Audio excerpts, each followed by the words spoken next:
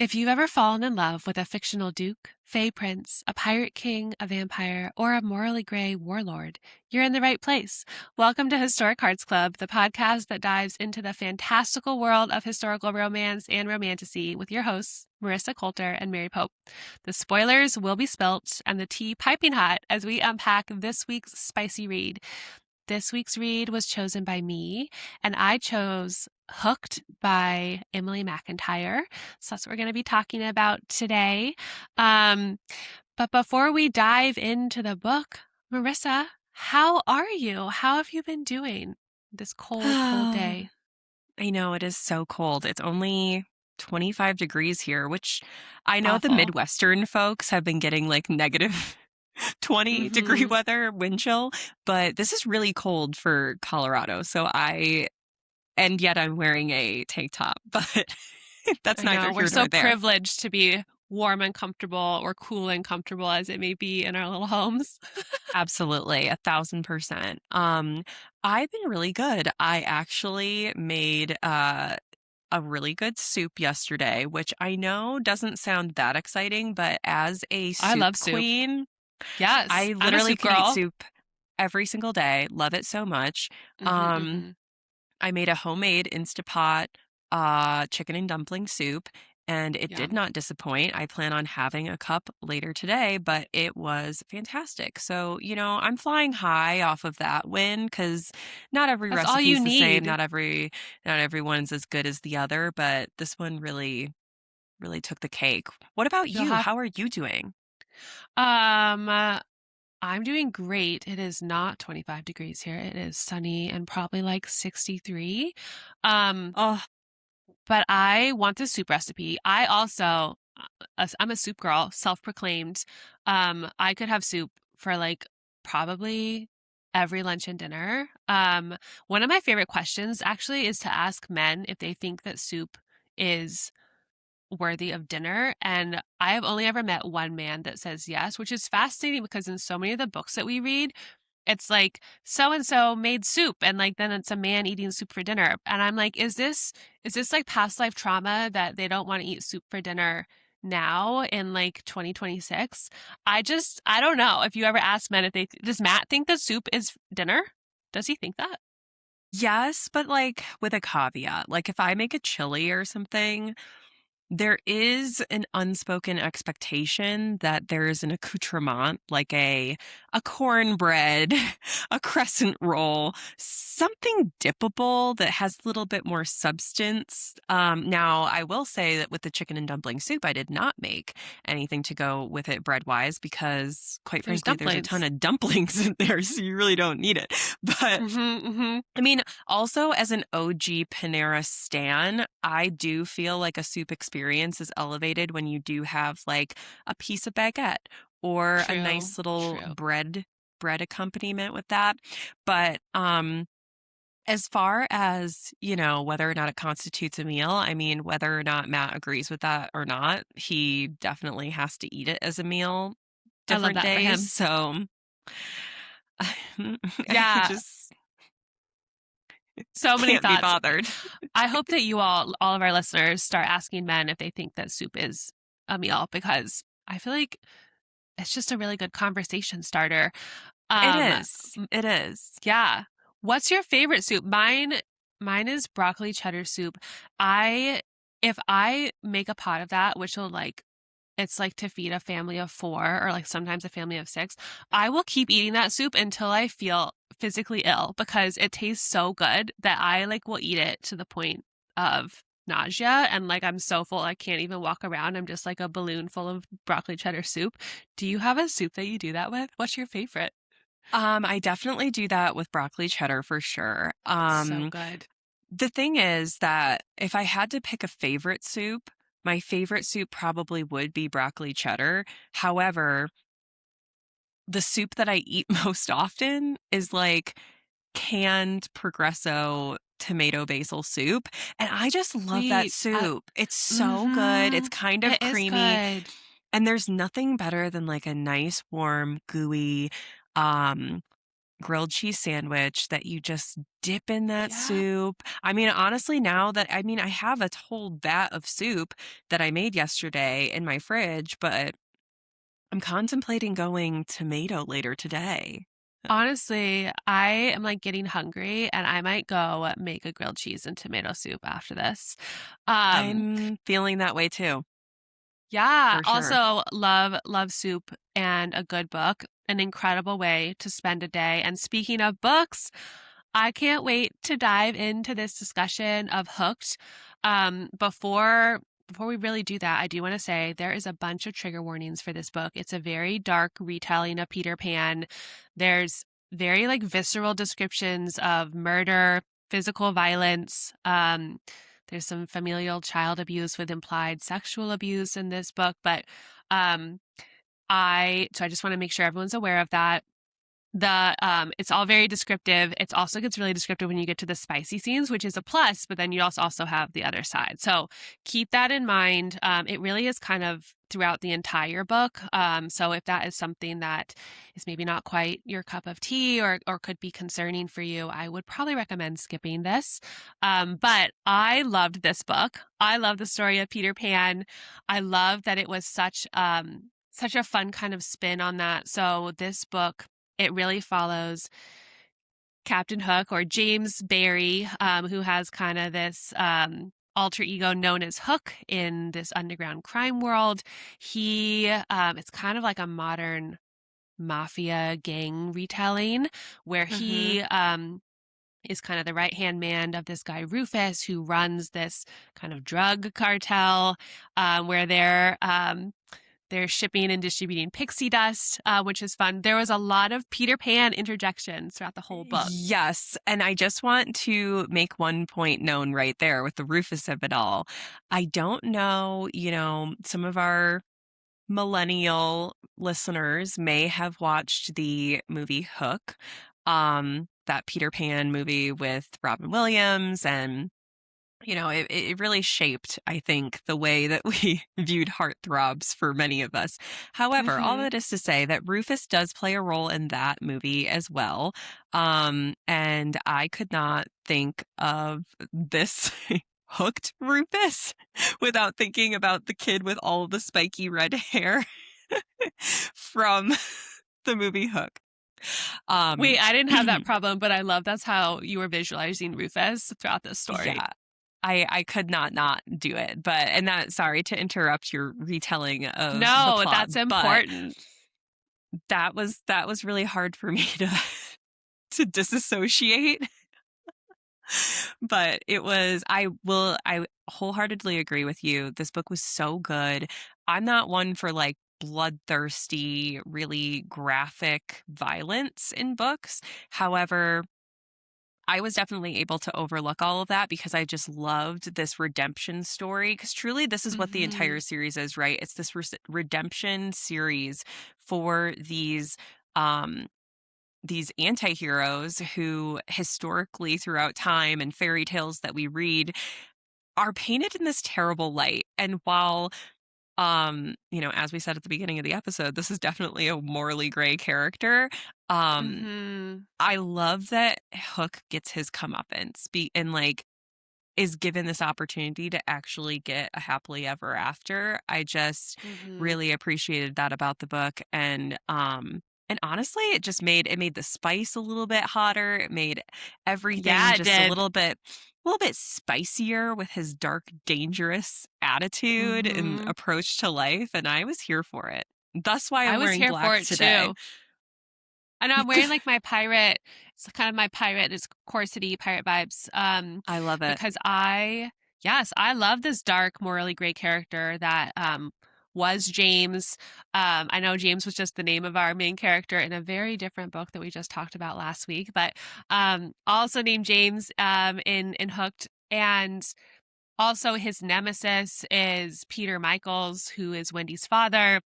Peter Pan, and Mhm. then Peter has this assistant, Tina Bell, who has it out for Wendy because they're kind of both kind of vying for Peter's main affection. Again, going back to the actual story of Peter Pan, where Tinkerbell hates Mm-hmm. Wendy because Peter loves her. There's just throughout the whole book, it was really fun to have all of the Neverland and Peter Pan references. I loved it. I was so here for it. I put in my Fable notes that there was prime opportunity throughout this entire book for the references to knock you over the head and be completely annoying and unrealistic. That is not the case with this book. The author did a fantastic job weaving in even things as like nuanced, like the fact that Peter Michaels owns this huge airline franchise called Neverland Air, and he like essentially flies, right? Like so Mm-hmm, Peter mm-hmm. Pan. Loved these references. They're all throughout the book, and I thought it added a nice little It was like there fun. are yes, it added fun to a book where there are some very dark moments, and that levity I think really helped for sure.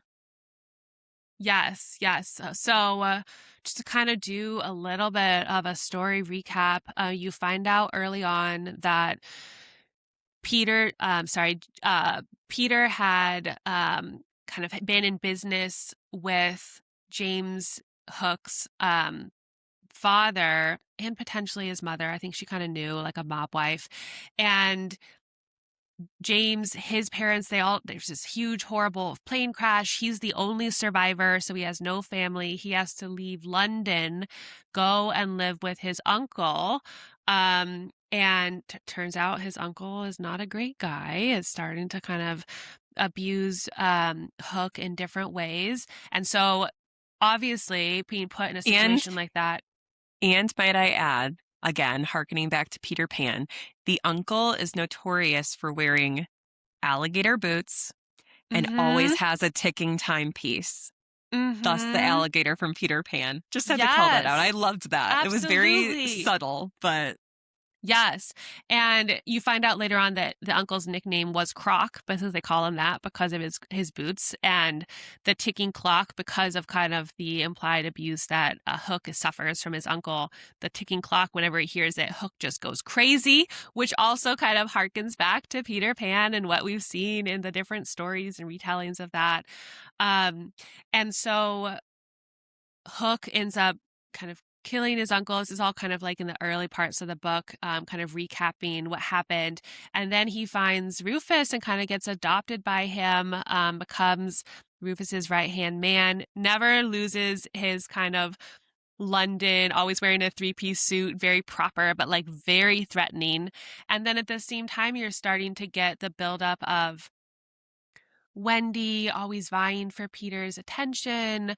Peter's always gone. He's always flying away. You never know when he's going to return. She has this little brother, John, who, like Peter, has never really loved or supported. She's like parentified at a really young age. And then Hook and Wendy kind of come into just like a brief encounter at Hook's club, and he's hooked on her. He knows exactly who she is. Hook's Club Once again, called the Jolly Roger, which I love. yes, yeah, going back to it, right? So, Yeah. um, and then we have this enemies to lovers trope between Hooked and Wendy, and a lot of spice happening between them, which I really loved. Hmm. Um, so, Definitely a 5 on the spice scale for sure. mhm, Um, mhm, but you know what I noticed, and I put this in my notes too. I really appreciated that. And spoiler alert, we have some kinks that come into play. We got some breeding kink. We got choking kink for her. We have mhm, dominant dom kink for him.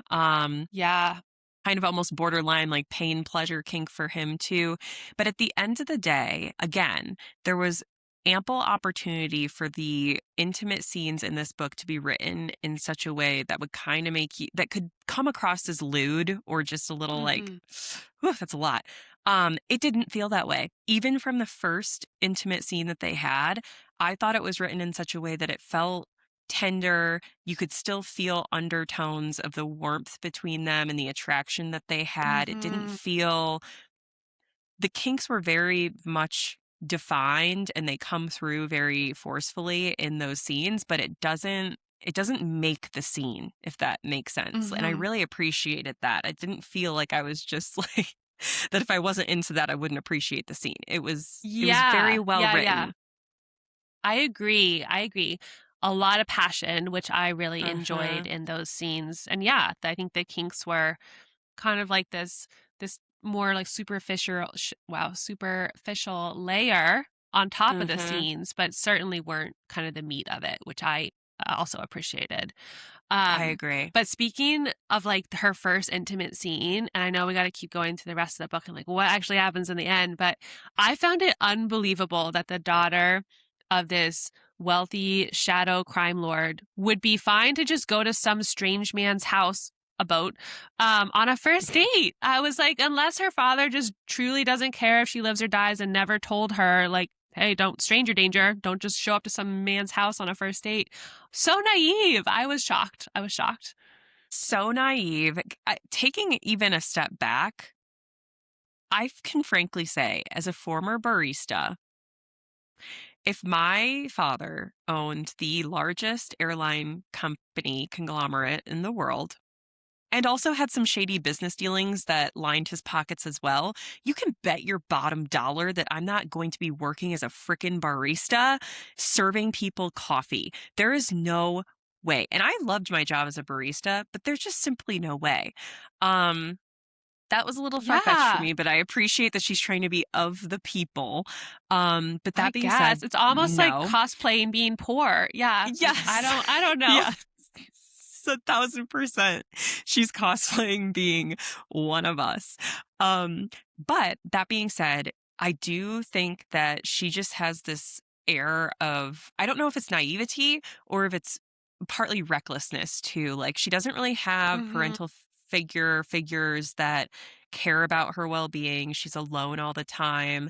I think she's desperately seeking companionship. So to be honest with you, Mhm. I think the furthest thing from her mind when she goes to the Tiger Lily, his houseboat, is man, he could just like sail away with me without my consent.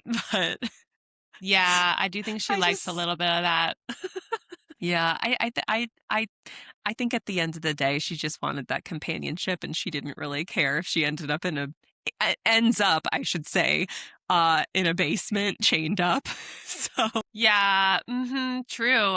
Yeah, I think there's yeah. a line I have in my notes that she said, or she thinks that Hook is the first person to like her for her instead of for her father, and all his money and Hmm. connections. And that's just so heartbreaking for someone Yeah, to never actually feel liked for who they are. I think that's what we all want in real life. Um, so that absolutely. made me That sad broke for her. that broke my heart for her. And at the beginning of the book, when she starts to have those feelings, I was like, oh God, like it just gave me such a pit because you just know that that's going to come into play because you're hearing his internal dialogue and you know that he knows who she is. You know that he's Mm, targeting her for a reason. And I'm just like, this poor girl is going to be so triggered once she finds out that this man, even though his feelings do change, and I feel like they change very mm-hmm. quickly, Mm-hmm. like she's still going to be upset that he initially just like was seeking her out because of her name. But I was like, oh no. Yeah, these characters definitely have trauma. But Yes. I feel like Yes. after we get through this whole story, they're trauma bonded to each other, probably for life. Mm-hmm. And they end up happy, which is good. But They there's do. a journey to get there. There is a There quite is a a journey journey. to get there. I will say, and I'll give myself a pat on the back for this one for the like premonitions that I got, but um I think it was as early as maybe chapter 4 when we first are introduced to John in a more intimate way. I was like, Mm-hmm. I'm calling this now John and James are brothers, and this is why I Peter did not does see not like him. that. I called it super early and I just had this gut feeling. I was like, his, James's father obviously did something big enough to piss off Peter to off him because it's implied, right, that the plane Mm-hmm. incident was likely not an incident pretty early on in the book. Um, Mm-hmm. but that being said, I was like, John and James, brothers. plain and simple. They are fathered by the same man, and it ain't Michael. Oh my God. I also I did not pick up on that early, but like towards the end when it's revealed that like Hook's Hmm. dad and Wendy's mom were having an affair, it makes me think like going back to the broader storyline of the book, I'm like, that's it's kind of incestuous because Hook and Wendy end up together, but like clearly their parents also had a thing for each other. And that just Yeah. like is this whole other complicated layer. And it's fun to read, but like also so messy in actuality. Yeah, at the end of the book, and I am so we apologize to the listeners since we're jumping a little bit, but like at the end of the book, I think she's mentioned something about like how James is our brother, and I'm like, ugh, ugh, Yeah, I don't, I can't, like, I had to not just for me. completely, I had to disregard because I was like, this is too much, too much, too much. Yeah, But we do read all types of storylines, but I we think do, a we do. little bit of family incest is not normally our cup of tea, but No, there's a little tiny bit of it in this one. yeah, just a small titch, but getting back into like the plot, I also called pretty early on that something was a little sus with Smee. So in this retelling, Smee, and similar to Peter Pan, Smee lives as like a manservant, not an actual servant, but a manservant on Hook's boat with him, and he attends to Hook's needs, cleans, cooks, does all that stuff. And there was something just so sus when Wendy first met Smee, and then she asks Hook, "What does he do outside of this in his free time?" And Hook's like, "I don't know." I'm like, Don't ask, and I don't care. this this is not going to end well. And then further down the line, James comes out of his room, he goes in the kitchen, and Smee is tinkering with a watch. And I'm like, Red flag. red flag, red flag, get Yeah, him and off then your boat. yeah, Hook goes crazy. It's like we have to get rid of that watch. Smee is just kind of observing him, like, okay, boss man, whatever you say. And then watch goes in the ocean. You think Hmm. it's all resolved, and then it's not. Comes back It's around. not.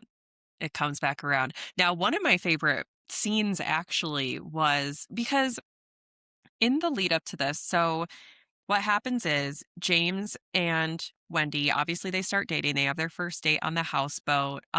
James, though, basically, after his bar, the Jolly Roger, is burnt down by presumably by enemy Peter Michaels, he then starts to think Wendy knows all about this, like, and actually this is I'm getting too far ahead of myself here. Even before that, he starts to think Wendy knows what her dad is up to, that her dad's out to get me and Rufus, and he starts to turn on her. He captures her, drugs her at her house, Hmm. Hmm. abducts her, and basically is like, listen, you're a bad apple. I don't trust you. I think you're your father's little minion. She's confused by all of this because she doesn't have a clue what's going on. And then he says, you have to go to this charity gala with me. And act like everything's normal and you're still my girlfriend. Yes. And I loves that whole scene at the charity gala that they go to where she steps into her own. She finally grows a backbone with her dad. They're sitting at the dinner table with all of these fancy Bloomsbury people, local people, and she puts it all out on the table to her dad. She basically like insinuates that James took her virginity, like for the whole table to hear. Her dad's Hmm. embarrassed. Silly little Tina Bell is like outside of her, beside herself with just Hmm. mortification.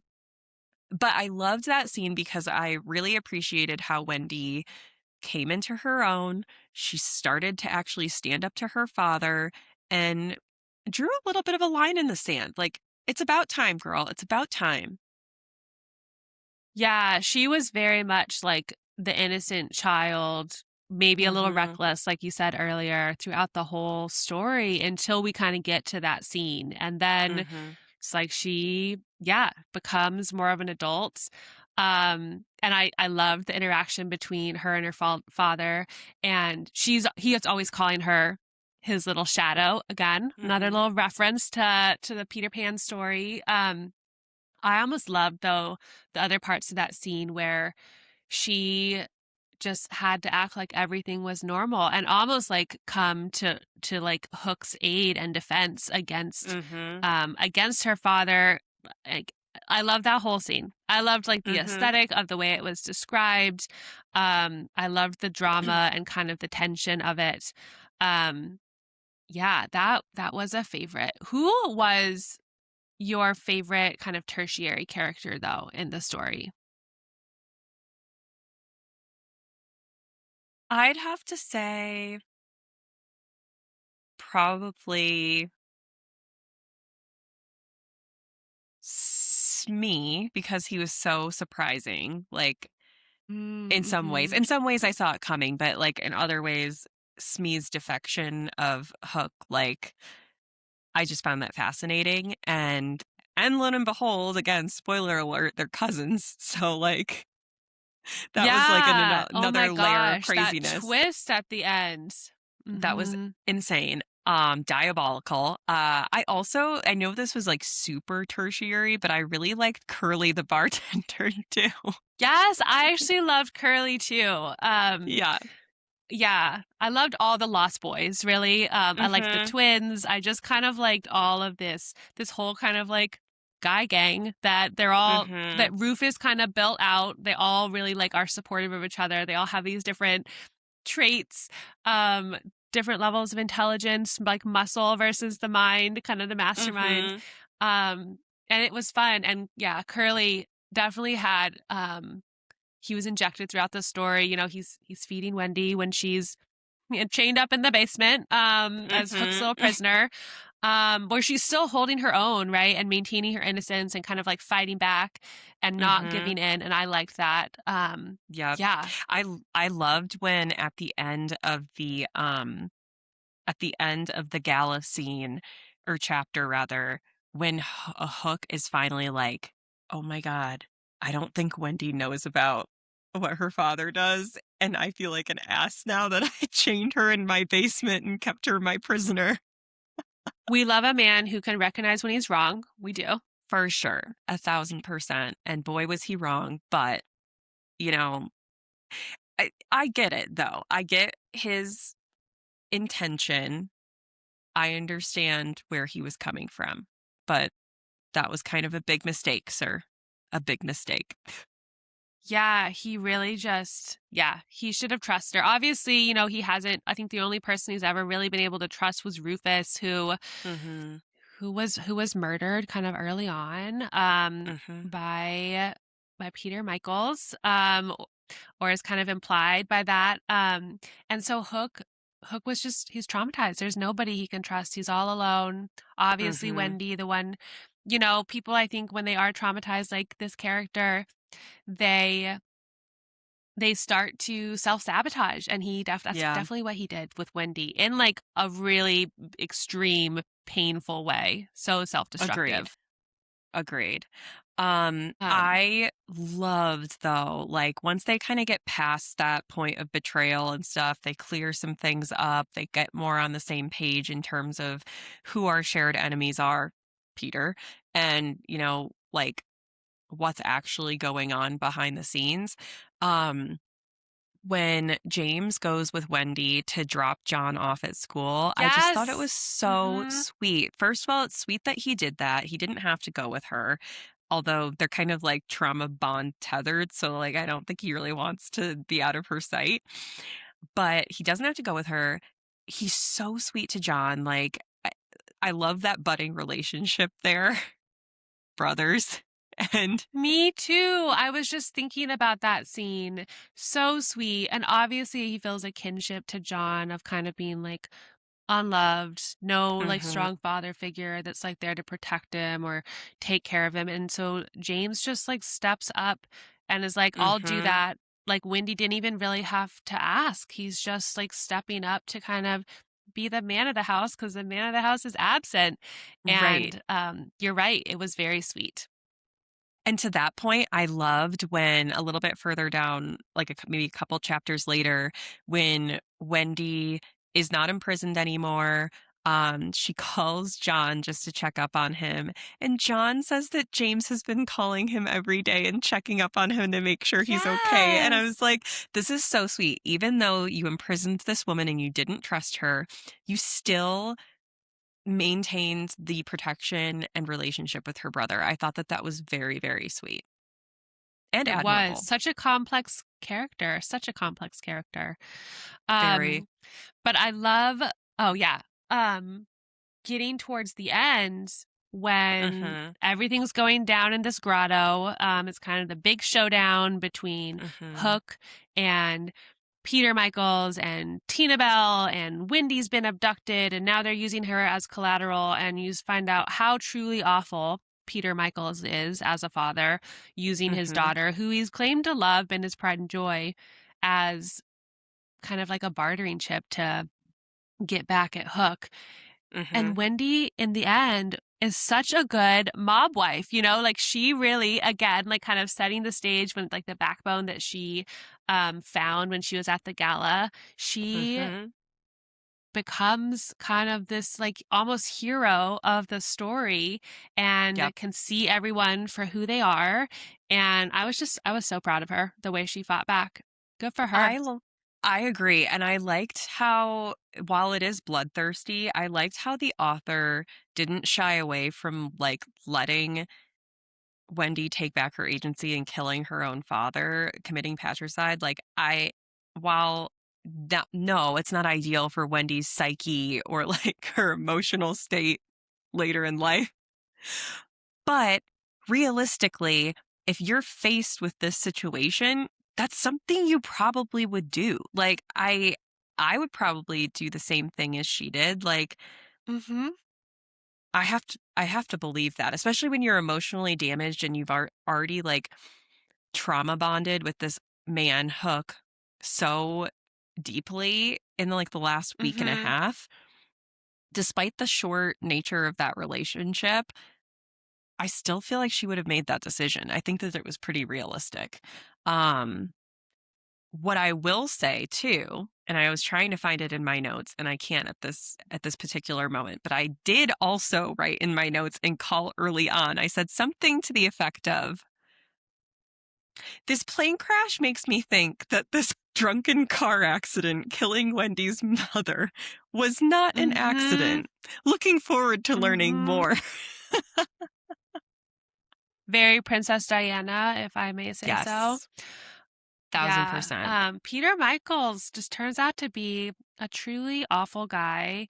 And Wendy can Mhm. finally see that in the end. And yeah, I think I probably would have made the same decision, taken the same action as her, to be that like betrayed by your father and realize, yeah, he killed your mom. He's willing to kill you to get back at this other guy who he's mad at Mhm. because the other guy's dad slept around with his wife.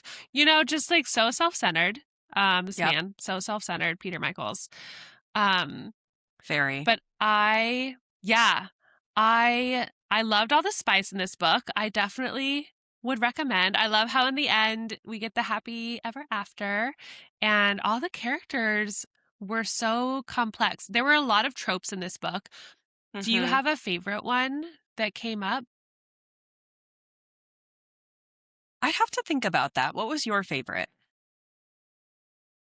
Um, I obviously enemies to lovers is really big in the beginning, Mhm. mostly one-sided, but I almost like love the it's not full on Stockholm syndrome, but like there is like a buildup from when she's locked in the basement, and like Yeah. that attachment is growing in kind of an interesting way. And I thought that that was fun for me. I like a little bit of Beauty and the Beast, Stockholm syndrome. That's been my favorite Disney movie since I was a little kid. And so that's probably why I seek that out in different books. I actually like that a lot too, and now that you say that, I do tend to seek that out in those sorts of romance books. So yeah, I did appreciate that trope as well. Um, I did find it really sweet at the end in the epilogue where we see like their children and they named their firstborn son after Rufus. I thought that was a really nice callback and just a sweet way to end the book on a nice note. What I will say for listeners is that if you are of the Christian Grey sort of bent, this is definitely a book that you'll enjoy, I Mhm. think, and it will resonate with you. I would definitely recommend it too, though. I thought, yeah, it's a little bit bloodthirsty at times, but by and large, it was quite good. And I think too, if you're into that kind of Descendants, if you've watched that on Disney Plus, or like that whole it, category basically of these rewrites of the stories of villains in these very, you know, well-known I was going to say historical, but actually like fairy tale stories, then I think this is definitely a book that you'll enjoy. Mhm. I would agree. I love a fairy tale retelling. So I am probably going to check out a couple others from this Never After series. I have to decide which ones, but I will let you all know. Um, and I know that we are kind of getting close to time. Any last words on Hooked before we move on to a teaser for next week? You know, I don't think so. I loved the book. I thought it was sweet. I thought the character growth and development was really Yeah, nice to see. Um, I definitely recommend it. And the spice was great. I mean, like I said, I thought it was well this was written. really good. It was really, really good. So, all around, great pick, Mary. I'm very proud of you. Yeah, thank you. Love a little bit of unhinged dark romance. Yes. Um, but shifting gears from that, do you want to tell us a little bit about what we're going to read next week? I do. I do. So, we're hitting back to our Regency era. This will be a Mm-hmm. historical romance.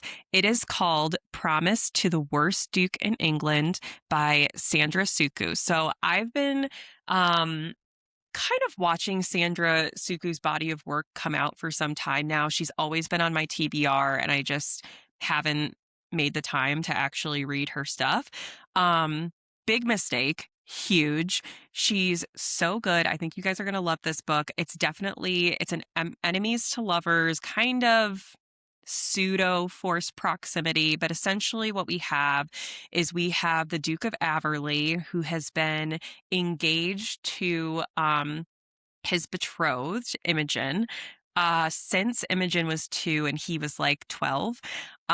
Their fathers put it together. It was kind of a monetary land ownership sort of deal situation. And the Duke has gone through some heartbreak in his life prior to them getting married. Essentially, we see them finally get married after many, many years of just kind of living separate lives and ignoring the fact that they're betrothed, figuring out how they can coexist with one another and potentially even build a strong foundation in love that will last the test of time. But ultimately, these are two very beaten down, very emotionally traumatized individuals. We will give trigger warnings next week in the episode, but essentially, it's a beautiful love story. They grow so much together, and sweet Imogen is just so wise beyond her years. I think everyone can take a little page out of her book and get a little bit of inspiration from her as well. So I'm excited to share it with you. It'll be great. I I can't wait to read it. I and learn about the characters. I am so excited. I'm going to start that later today. Well, thanks so much for joining us for another episode of Historic Hearts Club. If you haven't already, join the Historic Hearts Club book club on the Fable app for even more hot takes on your favorite books. And don't forget to subscribe to our podcast and follow Historic Hearts Club on TikTok, Instagram, Facebook, and X for updates, book recs, teasers, and more. Lastly, sound off in the comments with what you think should be our next read. Until next time. Bye. Yay!